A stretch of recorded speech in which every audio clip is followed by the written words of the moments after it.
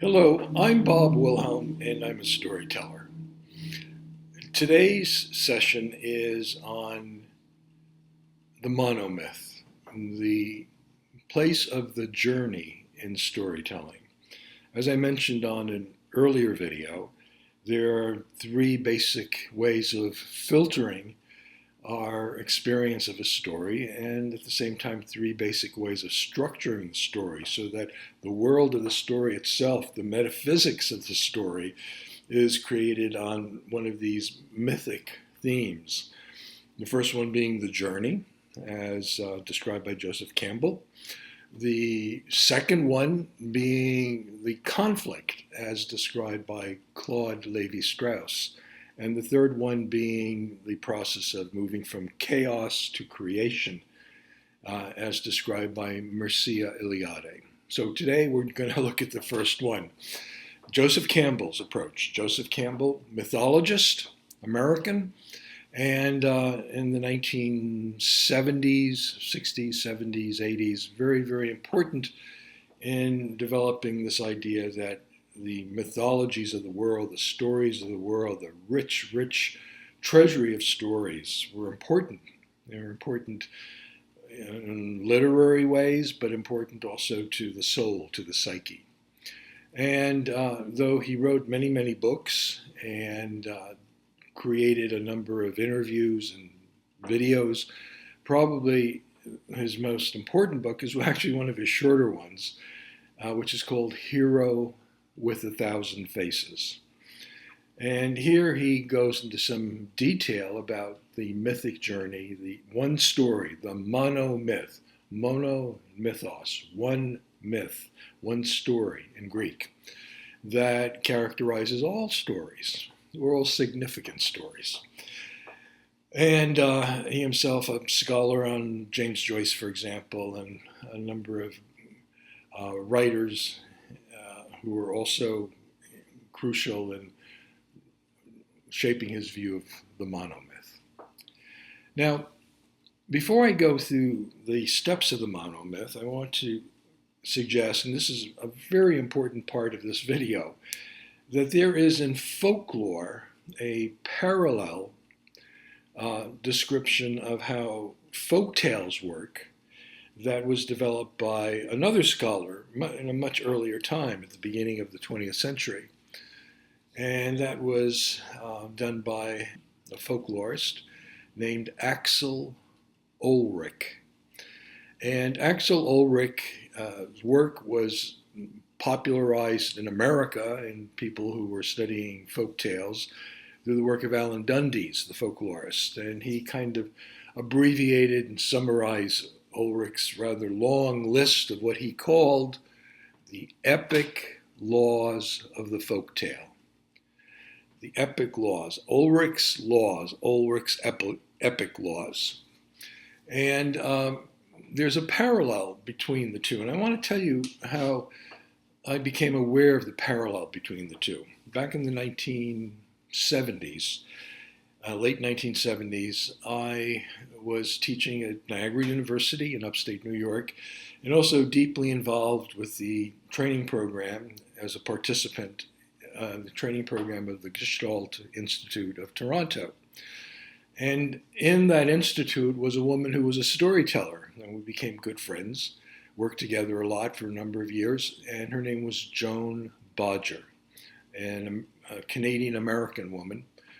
And on one occasion, we went to Ottawa to the Museum of Man. I don't know if it still has that title or whether they've changed man to some other word.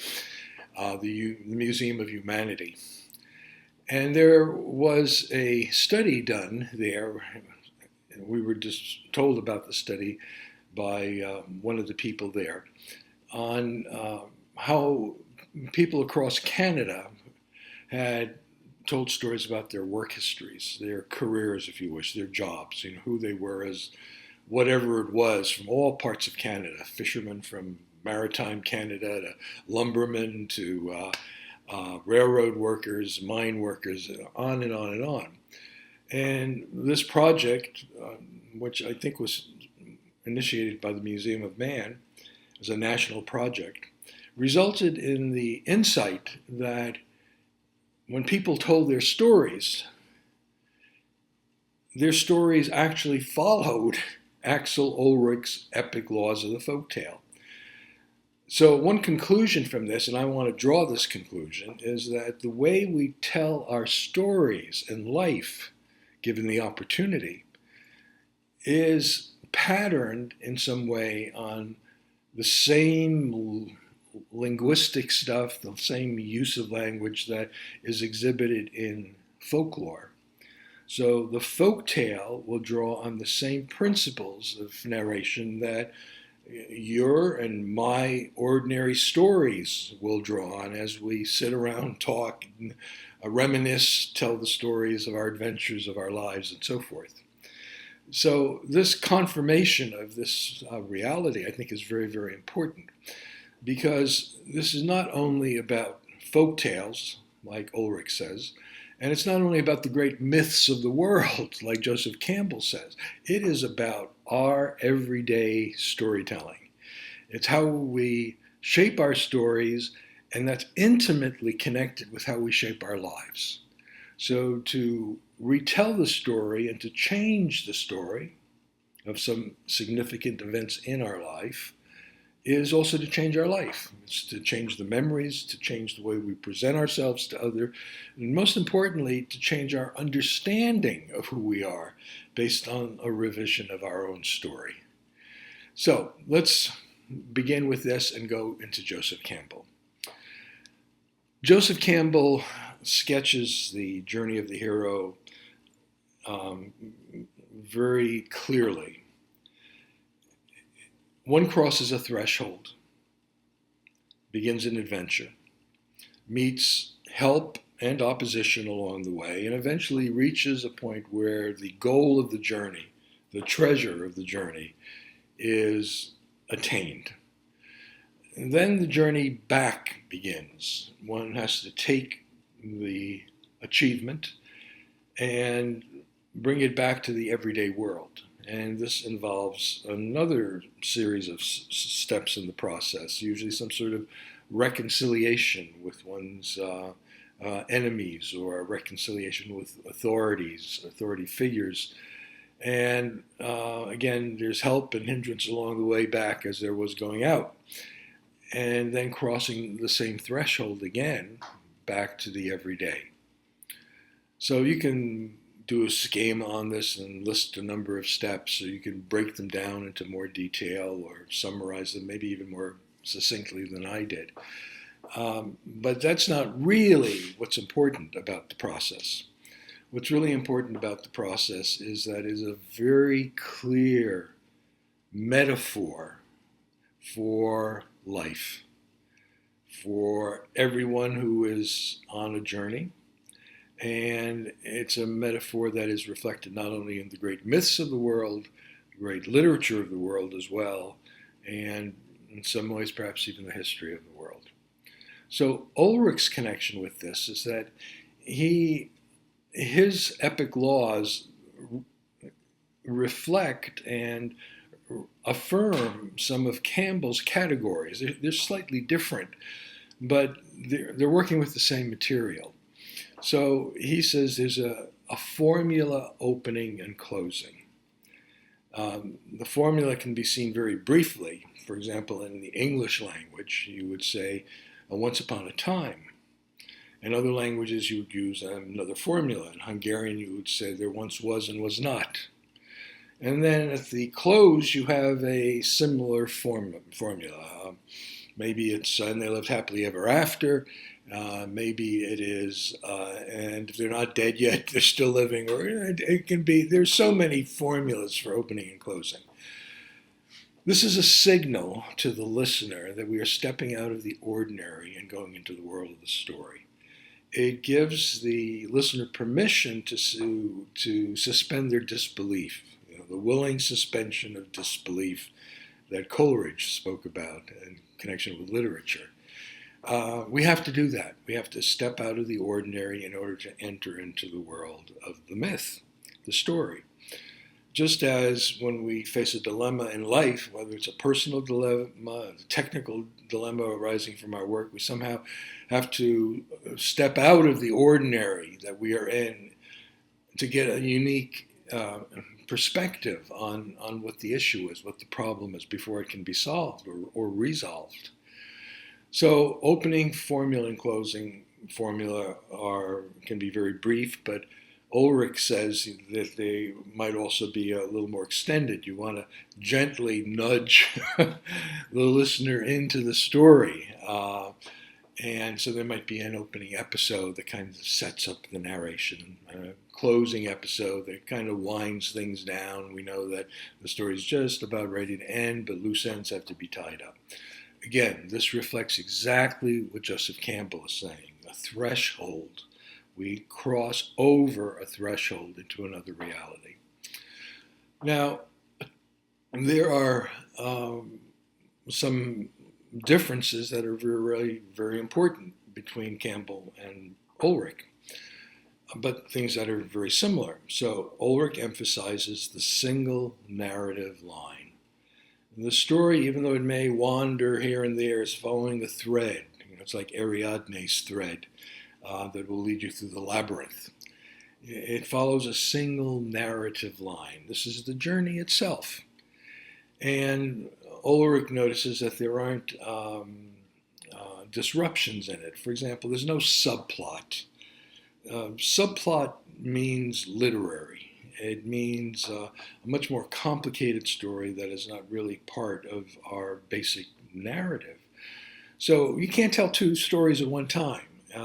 You've got to focus on one story, and you probably have to focus on a single character who is the protagonist in the story.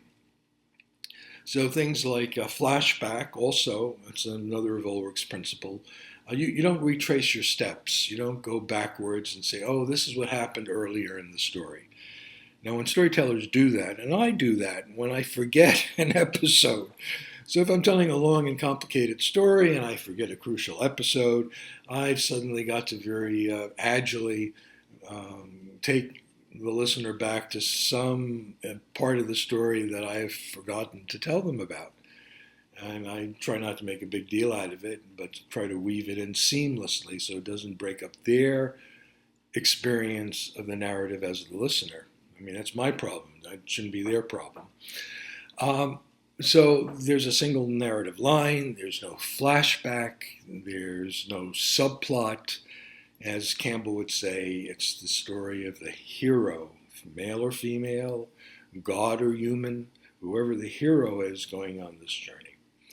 Now, in the folktale, there is also repetition.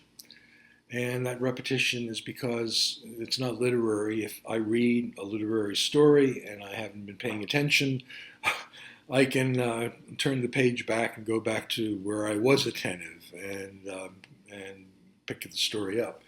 In an oral performance or in an everyday storytelling, if you're telling a story to another person, you may have to repeat some things a few times to get it through so that they really hear it. Because there's a lot of interference, a lot of noise in the background, a lot of wandering imaginations. And Ulrich noticed that at least in Western storytelling, European storytelling, there's usually a threefold repetition. Others have noted that in most other parts of the world, the repetition is fourfold. We'll get to that at some other time, why that is so. There's also the process of doubling. So the doubling in Ulrich comes out of a more basic principle, and that is a speech principle, dramatic principles. And that is that there's only two characters, two to a scene is how it's described, two to a scene. Because if you're a storyteller, you're describing a dialogue between two characters, you're describing this character and that character. And your body language, as well as the he said, she said, she said, helps the listener follow this thing between these two main characters at this episode. You introduce 3 and 4 characters, and that's great for a play on stage. That's great for a Russian novel. That is great for a movie. But you can't do that in everyday talk. Too many characters, and you lose the thread of the story. In other words, the hero, Joseph Campbell's hero, will lose his or her way in the story if things get muddled in that way. And there are other things in Ulrich's epic folk tales. There's doubling, for example. Many times a character will appear as a double character, or a triple or a quadruple. So, we have Snow White and the Seven Dwarfs. The seven are the equivalent of one. I mean, the more characters you have, the weaker they are individually, and their strength comes from being a collective. Many stories, Hansel and Gretel, two characters, very frequently divided, male and female, or other basic dichotomy, but they are essentially the one character that is struggling in that story of Hansel and Gretel with the wicked forces, the witch and her manifestations. Then there's a very interesting principle, and that's the law of the least. Ulrich says that it's always the least expected character. So if there are three sisters and two of them are wicked, they're the older sisters, maybe the stepsisters, and it's the Cinderella who is the one who will succeed. In Jack Tales, it's the same kind of thing. The older brothers fail, but Jack, or whatever his name is in whatever culture it is, the young lad who seems foolish or stupid or inexperienced, or all kinds of negative traits in terms of success in the world, actually serve the character very well. So it's the law of the least, and this appears in religious storytelling in particular. Think of the Gospels, for example, but in any religious tradition, that it is always the outcast, the least character who inherits the kingdom of God. It's not the wise. It's not the powerful.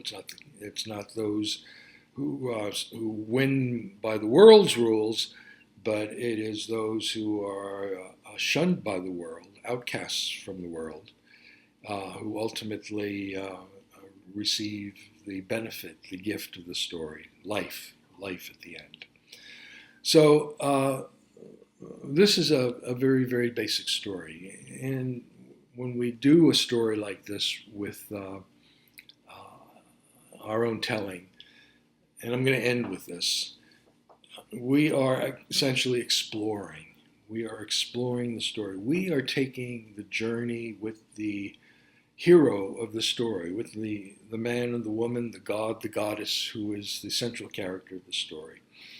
And we're telling the story because there's some issues for us, because it probably reflects on our own life. So I think of some of my earlier storytelling back when I was in my 30s, and a very important story for me was the Parsifal myth. It actually was one of the longer stories I told. It's a 2-hour storytelling, and it is a story that reflected my own journey. Now, I didn't know that when I first began telling it, and I don't tell the story anymore. I think I've resolved those issues in the Parsifal story. So, where are we? We are looking at one way of telling stories, generally the preferred way to tell stories for most storytellers. But again, I would just like to suggest that this is not only a natural and easy way to tell a story, but it very frequently reflects our own journey, the storyteller's journey, the teller's journey. These are the issues that we're struggling with. We don't always succeed. And the story of Rip Van Winkle is a story like that, Washington Irving's story. Rip Van Winkle went to the other world. He crossed the threshold. He actually did find something there, but he never could bring it back. So he wakes up 20 years later, stumbles back into town. The world has changed. He's a foolish old man. His grown children have to take care of him. And it's an unsuccessful journey. Really, it's a good story, but it's an unsuccessful journey. And of course, literature can do that. Folk tales really can't, because folk tales affirm the value of life and the value of the people who are on the journey. I mean, it's the moral code of human beings on our most basic level. Once we get to civilization and get very sophisticated, we can violate those codes and we can be nihilistic and we can have stories that have miserable endings and everything else. And we may laud that, in terms of literature or in terms of the values of our world, but that's not the storytelling that deeply satisfies and is a deep necessity for us as we take this incredible journey, this journey through life. I'm Bob Wilhelm. I am a storyteller and a journeyer. I'll see you next time and talk about conflict, and we'll talk about chaos and creation. Different ways to tell stories, sometimes different ways to tell the same story. See you then. Bye-bye.